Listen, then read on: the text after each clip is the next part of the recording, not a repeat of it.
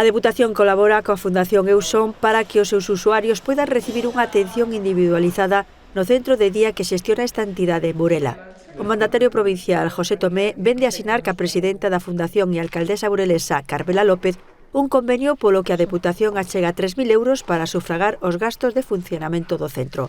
Tomé Roca valorou que Euson leve anos preocupándose pola atención e o benestar das persoas con discapacidade intelectual, ofrecendo servizos esenciais que melloran a súa calidade de vida e favorecen a súa inclusión social.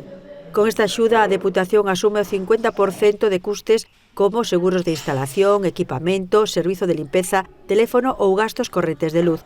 Este centro de día, que leva en funcionamento de 2012, dá servizo a usuarios e usuarias de Alfoz, O Valadouro, Mondoñedo, Lourenzá, Trabada, Foz, Barreiros, Xove, Cervo e Burela.